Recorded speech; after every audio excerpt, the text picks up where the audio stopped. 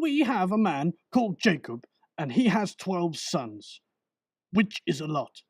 But his favourite son of all was his second youngest, Joseph, and he loved him so much that he gives him a robe of many colours. So naturally, all his brothers hated him. How very strange. It must have been a family of Elton Johns. Joe has a dream that all his family will bow down to him, which is something you should probably keep to yourself. But no, he chooses to tell them, which doesn't please his brothers, and now they have to kill him. But after a short discussion, they realize they don't have the cojones, and instead throw him into a pit, then sell him as a slave to the Egyptians. All of this over a colourful robe.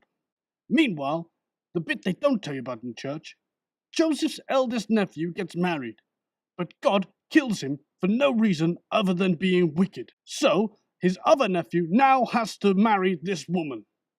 But he refuses to impregnate his brother's widow, like any good brother should do, and instead he ejaculates onto the ground. But the Lord wasn't happy with this masterful skill, and guess what? God kills him. I'm not even joking. This is in the Bible. God killed a man for ejaculating on the floor. Are there not bigger problems in the world? So anyway, back to Joseph. He is now a top slave and is in charge of his master's whole house. But as he is a handsome man, his master's wife casts her eyes on him. That means she wants to have sex with him, just in case you didn't know. But he refuses. Idiot. She doesn't take this well and tells her husband that Joseph tried to have sex with her, and he is put in prison. But the Lord, as usual, has favour on him, and he is quickly put in charge of all the prisoners. How can you put a prisoner in charge of a prison? Imagine getting Charles Bronson to look after a prison. It would be chaos.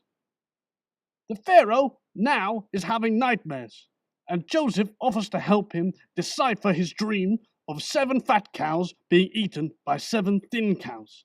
What obviously means in 7 years there'll be a famine across the whole world. And the Pharaoh just believes him like that and makes him second in command of Egypt with no evidence. What an incredible turn of events. So, in 7 years, a famine strikes. What a guess. Joseph's family back at home are now dying, and his brothers come to Egypt to buy some food. Once they get there, they meet Joseph, but they don't recognize him. They are in awe of this powerful, handsome man. Me and Joseph have a lot in common, I think. Joseph seems to have forgotten about being sold as a slave, and his brothers get off very lightly. He then reveals himself. I am Joseph, your brother. He then kisses his brothers and weeps upon them. Most probably it was a French kiss, because the Pharaoh loved it and gave Jacob and his family the best land in Egypt. Wow, what a piece of drama. So the moral of the story is, you don't know who will grow up to be handsome, rich, or famous. So don't sell your loved ones as slaves.